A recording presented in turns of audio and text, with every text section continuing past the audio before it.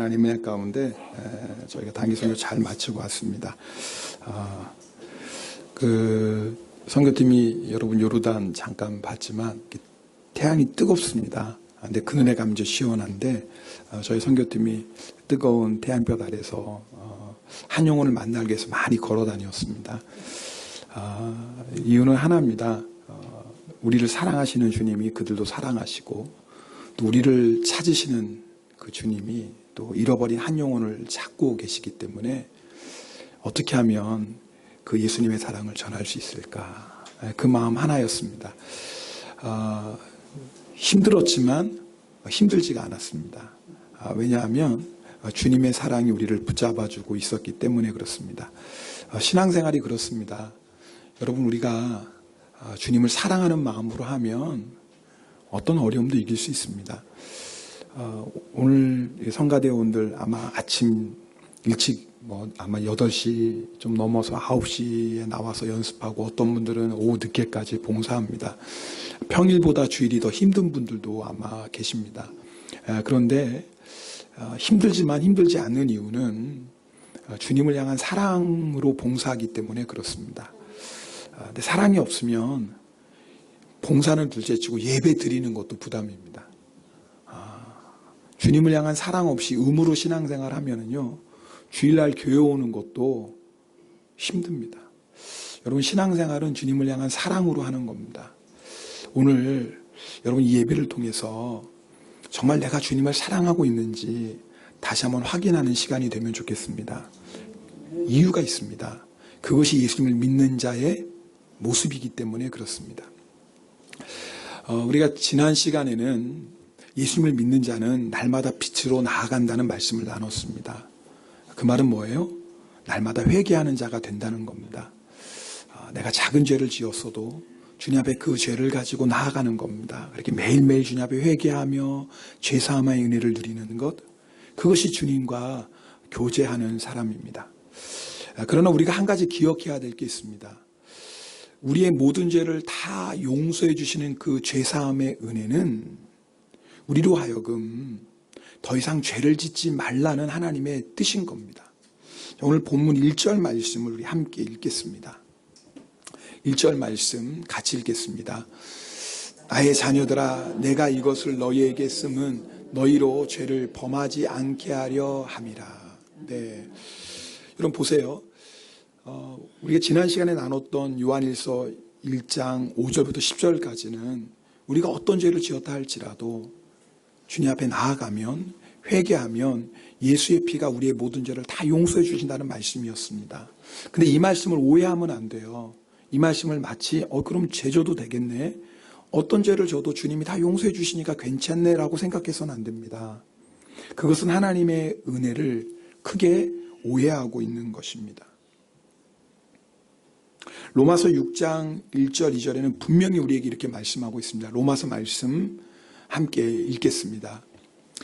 그런즉 우리가 무슨 말을 하리요? 은혜를 더하게 하려고 죄에 거하겠느냐? 그럴 수 없느니라. 죄에 대하여 죽은 우리가 어찌 그 가운데 더 살리요? 여러분, 우리가 어떤 죄를 져도 하나님의 은혜는 그 죄를 다 용서해 줍니다. 자, 그러면 우리가 죄를 져도 되냐? 그 말입니다. 성경은 분명히 말씀합니다. 그럴 수 없다라는 겁니다. 여러분, 우리의 모든 죄를 다 용서해 주시는 은혜를 경험하는 사람의 특징이 있습니다. 그것은 죄가 싫어지는 겁니다. 무슨 말씀이냐면, 내가 이렇게 추하고 부끄러워도 주님께서 나갈 때마다, 회개할 때마다 늘 품어주시고 용서해 주시는 거예요.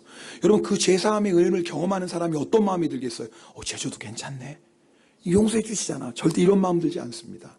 진심으로 회개하는 자는, 그래서 회개할 때마다 예수의 피가 우리를 정결하게 해주시는 그 은혜를 경험하는 사람은 그 안에 어떤 마음이 일어납니까? 주님이 이렇게 나를 사랑해 주시고 나의 이렇게 죄 많은 허물을 날마다 용서해 주시는데, 주님, 내가 더 이상 죄져서 주님의 마음을 아프게 하고 싶지 않습니다. 주님, 우리 안에 거룩한 갈망이 일어납니다. 죄가 짓기 싫어집니다. 그래서 뭐예요? 죄를 이기게 됩니다. 그것이 예수님을 믿는 성도입니다. 그러니까 여러분 죄를 졌으면 날마다 주님 앞에 나아가셔야 됩니다. 그리고 회개하셔야 됩니다. 그런 회개를 통해서 예수의 피가 우리의 모든 죄를 씻어주시는 그 은혜를 날마다 경험하셔야 됩니다. 그것이 예수님을 믿는 사람입니다. 여러분, 그 사람이 예수님과 교제하는 사람입니다. 여러분, 그렇게 우리가 주님과 깊이 교제할 때 어떤 일이 일어납니까? 우리가 주님을 더 알게 됩니다. 3절 말씀 우리 함께 읽겠습니다. 오늘 본문 3절 말씀입니다. 우리가 그의 계명을 지키면 이로써 우리가 그를 아는 줄로 알 것이요. 여러분, 내가 그렇게 주님과 교제하는 사람의 특징이 뭐라고요? 그의 계명을 지키는 것입니다. 자, 그러니까 요한 1서는 믿는 자들을 위해 보내준 편지입니다. 여러분, 뒤에서 잘 들리시나요? 자꾸 이게 울려가지고 제가 지금 신경이 쓰여요. 자꾸 왜 울리죠? 그래도 잘 들리시죠? 네. 여러분, 우리가 주님과 친밀하게 교제하는 사람의 삶의 특징이 뭐예요? 날마다 빛 가운데 나아간다. 작은 죄도 주님 앞에 회개하는 자가 된다 그랬어요. 여러분, 그렇게 우리가 주님과 교제할 때 나타나는 열매가 뭐냐면 주의 말씀에 순종하는 겁니다. 여러분, 우리는 구원받기 위해서 순종하는 사람이 아니에요. 어느 누구도 내가 주의 말씀을 다 지켜서 구원받을 사람은 아무도 없습니다. 왜요? 순종하는 말씀도 있지만 우리가 순종하지 못하는 말씀도 얼마나 많습니까? 우리가 주의 말씀에 순종하는 것은 구원받았기 때문에 그래요. 여러분, 이 말씀을 잘 아셔야 돼요. 우리가 구원받아서 그 구원의 은혜를 누리는 사람은요, 주님이 너무 좋잖아요. 아니, 나 같은 죄인을 주님이 사랑하셔서 나 같은 죄인을 구원하시기 위해서 십자가에서 죽으셨잖아요. 이 사랑이 얼마나 크고 놀라워요. 주님이 너무 감사한 거예요. 주님이 너무 좋은 거예요. 주님이 너무 좋으니까 주의 말씀대로 살고 싶어요. 그것이 우리 안에 일어나는 갈망입니다. 그러니까 여러분이 정말 주님을 믿고 주님과 교제하고 정말 주님의 사랑 안에 거한다면 어떤 마음이 우리 안에 일어납니까? 주의 말씀대로 살고 싶은 거예요. 만약에 여러분이 하나님의 말씀대로 사는 것이 부담이고 짐처럼 느껴진다면 확인해야 될 게 있어요. 우리 안에 주님을 향한 사랑이 식어진 거예요. 오늘 이 말씀을 들으면서 정말 내 안에 그리스도의 사랑이 있는지, 그리고 내 안에 정말 주님의 영생이 있는지, 그리고 내가 정말 주님과 동행하고 있는지 여러분이 점검하셔야 돼요. 제가 유기성 목사님 그 컬럼을 읽다가 도전받은 내용이 있어 여러분에게 그대로 소개해드립니다. 한번 들어보십시오. 캐나다의 유명한 피플스 교회의 담임 목사였던 스미스 목사님은 하나님의 나라에 대한 대단히 두렵고도 엄숙한 5가지 사실이 있다고 말했습니다. 첫째, 들어보십시오. 하나님의 나라에 대해서 두렵고 아주 엄숙한 5가지 사실이 있다는 거예요. 첫 번째, 마지막 심판 때 모든 사람이 다 구원받는 것은 아니라는 사실입니다. 맞죠? 두 번째, 대부분의 사람들이 멸망할 것이라는 겁니다. 구원받은 사람보다 구원받지 못한 사람이 더 많아요. 세 번째, 구원받으리라고 여겨졌던 사람들 중에도 멸망당할 사람이 많다는 사실입니다. 이게 우리에게 두려움인 거예요, 지금. 분명히 구원받을 거라고 생각했는데 알고 보니까 오히려 심판을 받는 거예요. 마태복음 7장에 나오는 것처럼 나더러 주여 주여 하는 자마다 다 구원받을 것이 아니다라고 했던 그 말씀이 마지막 심판 때 이루어지는 거예요. 네 번째, 죽은 뒤에는 구원받을 기회가 다시는 없다는 사실입니다. 다섯 번째, 지금이 어떤 이에게는 마지막 기회라는 사실입니다. 우리는 하나님의 심판대 앞에 서기 전에 자신의 영적 상태가 건강한지 아닌지 미리 점검하며 살아야 됩니다. 여러분, 오늘 말씀 들을 때 여러분이 이걸 점검하셔야 돼요. 지금 나의 영적 상태는 어떤가 여러분이 오늘 점검하셔야 돼요. 그래서 요한일서를 우리에게 기록한 거거든요. 요한일서는 예수님을 믿지 않는 사람들을 향한 편지가 아니라 이미 예수님을 믿고 구원받은 성도들을 향해 편지 쓴 거예요. 왜 썼어요? 너희들이 정말 구원받은 자인지, 너희 안에 예수님이 계신지, 너희 안에 영생이 있는지 확인하라는 거예요. 몸의 건강 여부를 건강검진센터에 가서 철저히 검사하여야 알 수 있듯이 영적인 건강 상태도 말씀으로 분명히 확인해야 됩니다. 자, 내 영적 상태를 뭐로 확인해야 돼요? 말씀이에요. 다른 걸로 확인하면 나 헌금 많이 드려. 그걸 확인할 수 있는 게 아니에요. 나 봉사 많이 해. 그걸 확인하는 게 아니에요. 우리가 영적 건강을 확인할 수 있는 건 뭐냐면 하나님의 말씀이에요. 자, 오늘 한번 그러면서 10가지 항목을 말씀해요. 물론 성경을 기준으로 해서 10가지 질문이에요. 한번 여러분 잘 들어보세요. 제 10가지 질문을 우리 지금 영적 상태를 점검하는 질문이니까 네, 한번 들어봅시다. 좀 부담되죠? 그래도 해야 돼요. 왜냐면 우리 영적 상태를 한번 점검해 봐야죠. 나는 건강해 하고 넘어가시면 안 된다니까요. 건강하신 분도 한번 확인하시고, 혹시 나는 정말 영적으로 건강한가? 우리 안에 다 그런 어떤 궁금증이 있잖아요. 그러니까 한번 들어보시는 거예요. 10가지인데요. 다음 항목들은 예수님을 믿었다면 당연히 아멘이 되어야 될 항목들입니다. 금방 아멘할 수 있는지 스스로 점검해 보십시오. 첫째, 정말 예수님 때문에 모든 죄가 다 사함받았다는 확신이 있습니까? 둘째, 순교할지라도 예수님을 주님이라고 고백할 수 있습니까? 셋째, 예수님께서 마음에 임하셨음을 아십니까? 넷째, 내 양은 내 음성을 듣는다고 했는데 주님의 음성을 듣습니까?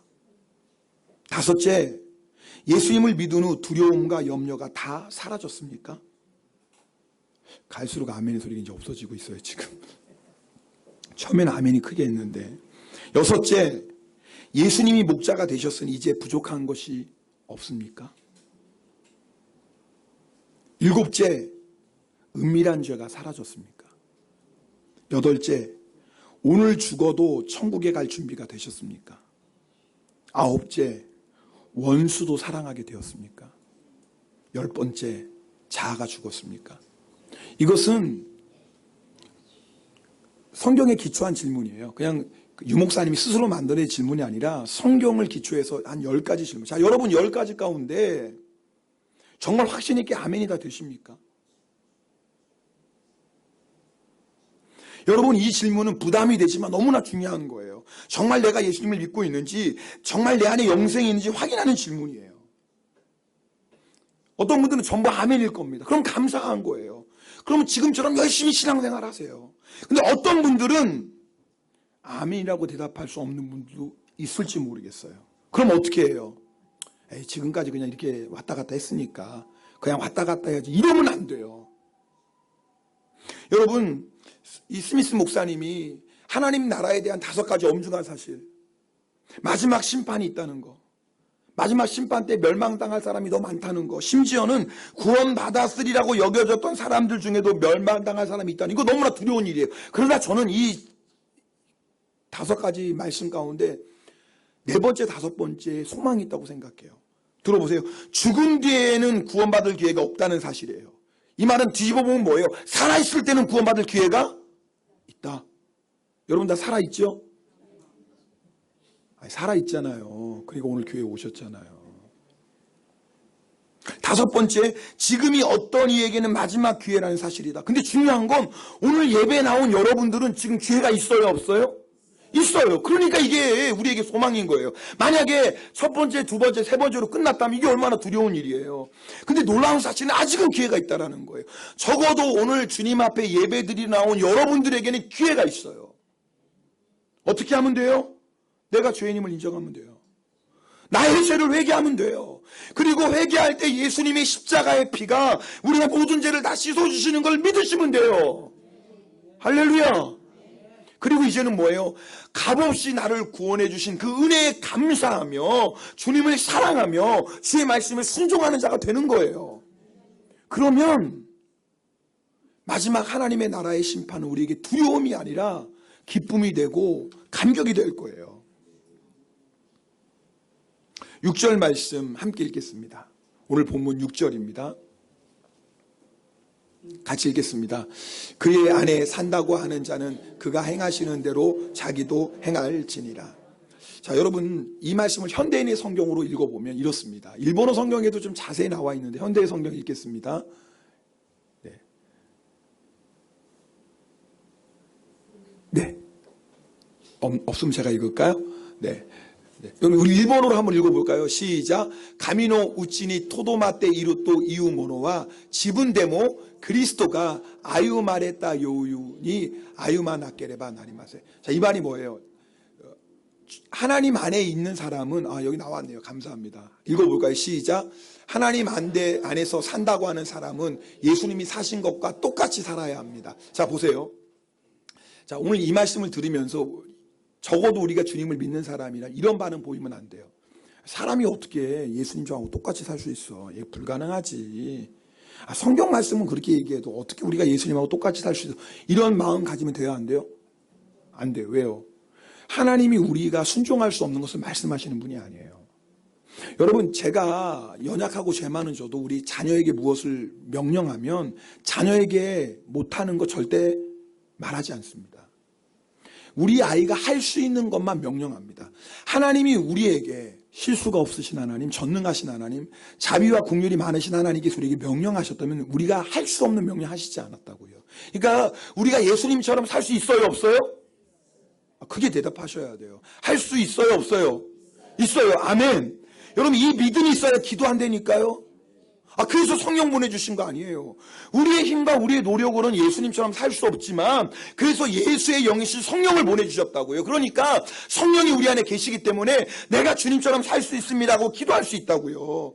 그렇게 믿음으로 기도하면 성령님이 역사하세요. 성령님이 역사하시면 우리도 주님처럼 살 수 있습니다. 이 믿음을 가져야 돼요. 그런데 이 믿음을 가지고 있지만 어떤 사람은 여전히 이 말씀이 부담이에요. 예수님처럼 삽시다라는 말씀이 부담이에요. 왜 부담인 줄 아세요? 사랑의 문제가 있는 거예요, 지금. 주님과의 사랑의 문제가 있는 거예요. 여러분, 누구를 사랑하면요, 그 사람처럼 살고 싶어요. 그래요, 안 그래요? 여러분, 누구를 사랑하면 그 사람이 부탁하는 거 기쁨으로 들어줘요. 사랑하는 사람이 얘기하면요, 즐거움으로 들어줘요. 심지어는 부탁하지 않은 것까지 막 해주고 싶어요. 왜요? 사랑하니까. 여러분, 예수님 사랑하십니까? 진짜예요? 그럼 뭘 가지고 알 수 있어요? 뭘 가지고 알 수 있어요? 순종 가지고 알 수 있는 거예요. 오늘 말씀이에요. 누구든지 그의 계명을 지키는 자는 하나님을 사랑하는 자라는 거예요. 그러니까 내가 정말 주님을 사랑하는지 아닌지, 정말 내 안에 주님이 계신지 아닌지 뭘 가지고 알 수 있어요? 내가 기쁨으로 주의 말씀을 순종한다면 내 안에 주님이 계신 게 분명하고 나는 주님을 사랑하는 사람이에요. 문제는 뭐냐면 우리 안에 주님을 향한 사랑이 자꾸 식어진다라는 거예요. 오늘 우리의 믿음을 점검해 보는 거예요. 만약에 신앙생활이 나에게 기쁨이고 즐거움이 아니라 부담이고 무거운 짐이라면 예수님처럼 삽시다라는 말씀하면 아멘, 주님 나도 정말 주님처럼 살고 싶습니다. 나도 정말 주님처럼 살기를 원합니다라는 간절한 소원이 있어야 되는 거예요. 근데 이 말씀이 우리에게 부담이 되고 무거운 짐처럼 느껴진다면 이 말씀에 순종할까 순종하지 않을까 전에 먼저 확인해 봐야 돼요. 나는 정말 주님을 사랑하고 있나? 신앙생활은 사랑으로 하는 거예요. 이번에 요르단 갔을 때 여러분 저희가 뭐 아랍 말을 하면 얼마나 하겠습니까? 그죠? 예전에 저희 단기 선교 왔던 선배 목사님이 일본 말을 하는데 우리 실례합니다 일본 말로 뭐라고 그래요? 시데시마스 또 뭐라고 그러죠? 네, 스미마생 그죠? 네, 스미마생. 옆에 사람 인사합시다. 스미마생. 자지 마세요. 스미마생.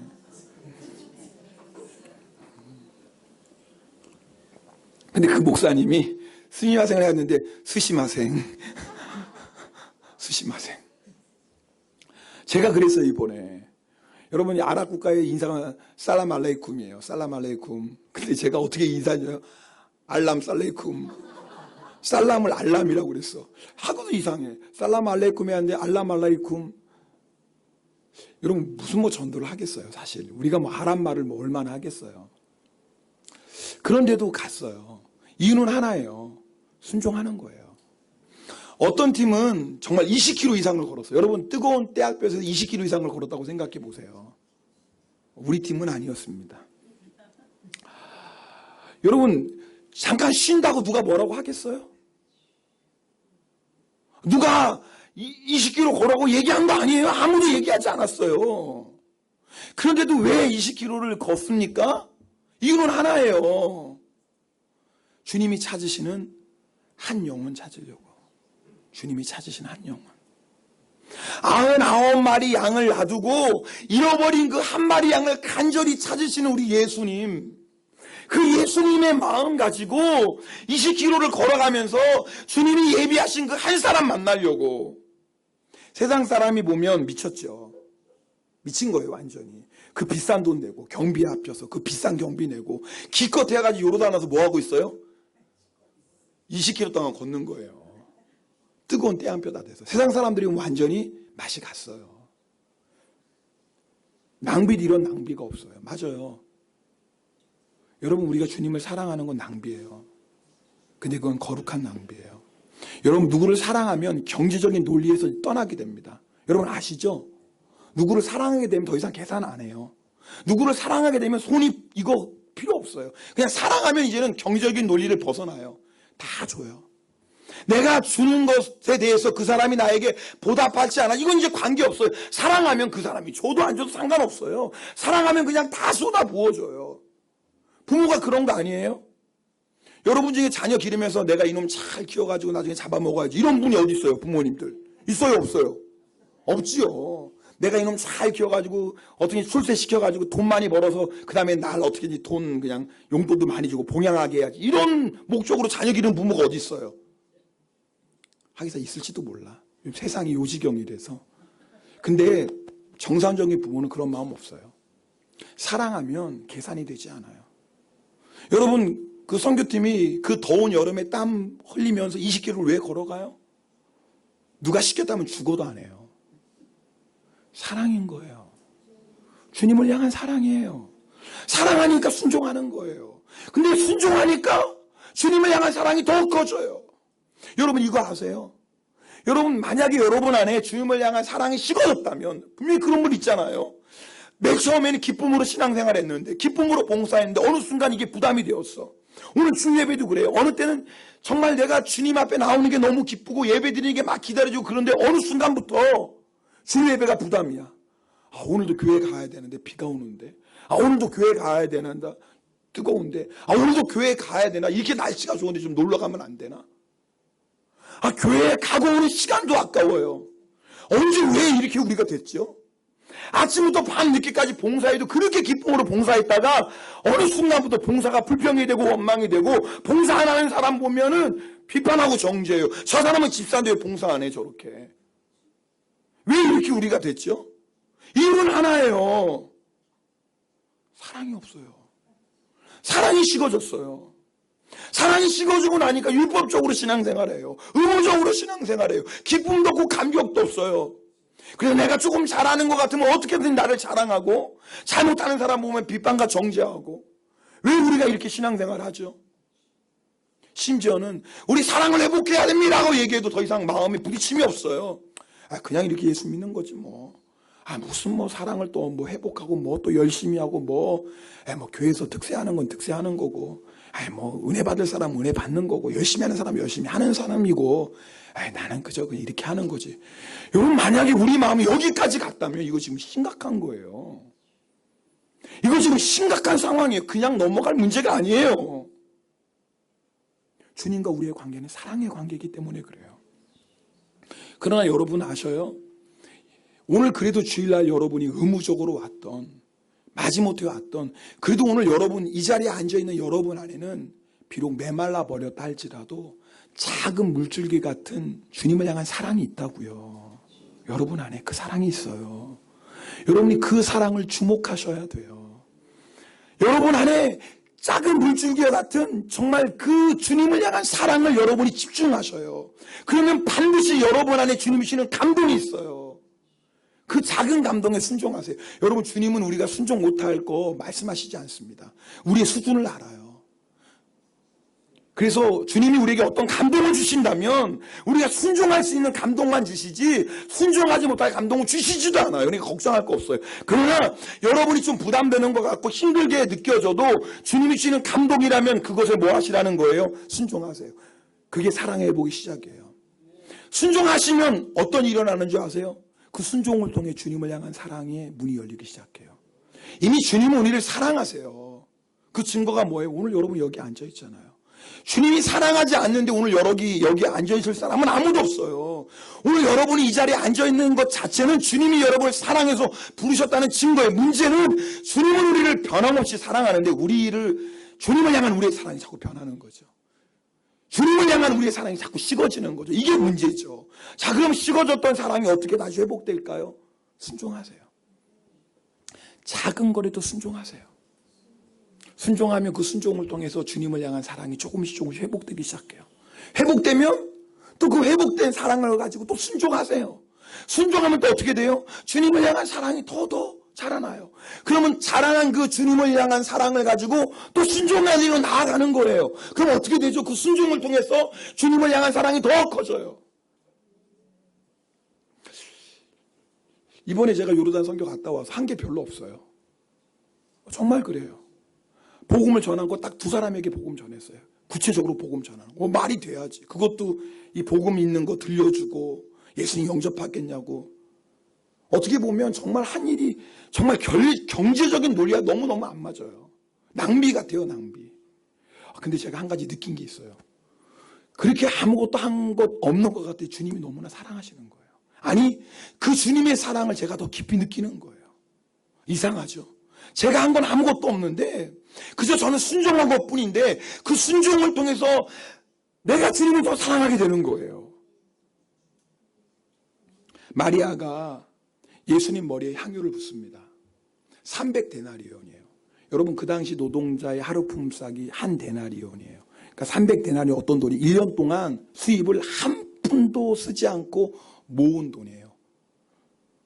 절대 작은 돈 아니에요. 그냥 단순하게 일본 돈으로 지금 계산해 300만 원 이상 되는 큰 돈이에요. 근데 그것을 예수님의 머리에 부어요. 왜요? 사랑했으니까 예수님을. 근데 그 모습을 보고 제자들이 어떻게 반응했는 줄 아세요? 현대의 성경 보면 이렇게 했어요. 화를 내며 그 마리아에게 화를 내며 이렇게 얘기해요. 무엇 때문에 이렇게 낭비하시오? 무엇 때문에 이렇게 낭비하시오? 화를 냈어요. 아마 우리 이번에 단기 선교전 보고 세상 사람들뿐만 아니라 교회 다니는 사람 중에서 그렇게 말할 사람이 있어요. 무엇 때문에 이렇게 낭비하시오? 그렇게 많은 돈 들이고 가서 그렇게 고생하고 기껏 해야지 뭐 몇 사람 만나서 복음 전하고 말이 돼요? 이렇게 얘기할지도 몰라요. 근데 여러분 아세요? 사랑은 거룩한 낭비예요. 그런데 제자들도 물론 예수님을 사랑했지만 마리아의 사랑만큼 주님을 사랑하지 않았거든요. 그러니까 마리아의 그 사랑의 모습을 낭비라고 생각해요. 근데 낙심할 것이 없는 것은 마리아를 향해 무엇 때문에 이렇게 낭비하시오라고 화냈던 제자들이 나중에는 예수님을 위해 300데나리온과 비교할 수 없는 자신의 생명까지 바쳐요. 그 말이 뭐예요? 예수님을 향한 제자들의 사랑이 점점 더 깊어지고 강해지고 뜨거워졌다라는 거예요. 저는 믿습니다. 지금 주님을 향한 우리의 사랑이 작은 물줄기와 같아도 주님이 지금 여러분에게 주시는 그 감동에 순종하면 그 사랑이 점점 커져요. 그 작은 물줄기가 점점점 커져요. 커지고 나중에 뭐예요? 강물이 될 거라고요. 제자들이 그랬던 것처럼. 지금 우리가 해야 될 게 뭔 줄 아세요? 바로 그 주님을 향한 사랑의 순종의 첫 걸음을 내딛는 거예요. 베드로가 예수님 3번 부인했어요. 근데 예수님께서 베드로를 먼저 찾아가시죠. 왜 찾아가셨어요? 네가 어떻게 나를 3번이나 부인하냐? 나를 절대로 부인하지 않겠다고 죽을지언정 나를 따르겠다고 너 말하지 않았냐? 어떻게 나를 3번이나 부인해? 그리고 네가 나의 제자마저. 베드로를 책망하거나 정죄하기 위해서 찾아가신 게 아니었어요. 주님은 그 부분에 대해서 아무 말씀도 안 하세요.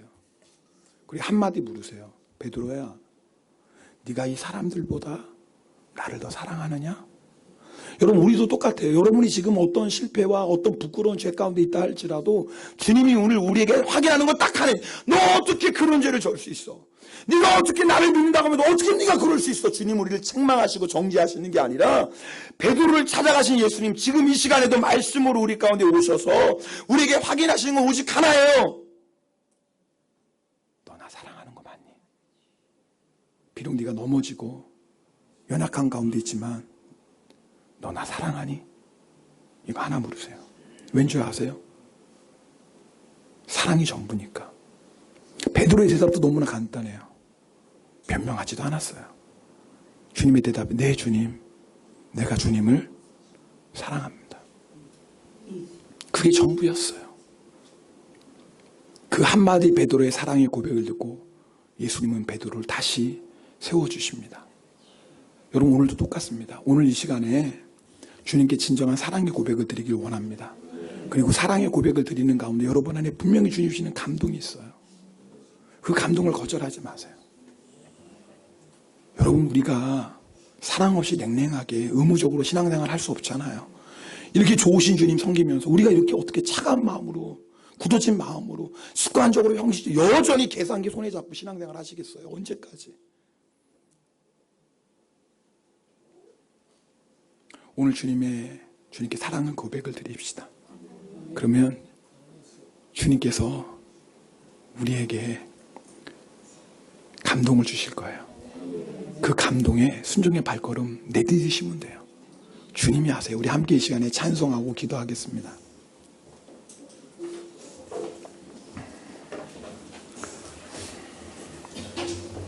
우리 전심으로 주님 앞에 우리의 사랑을 함께 고백하며 나아가겠습니다.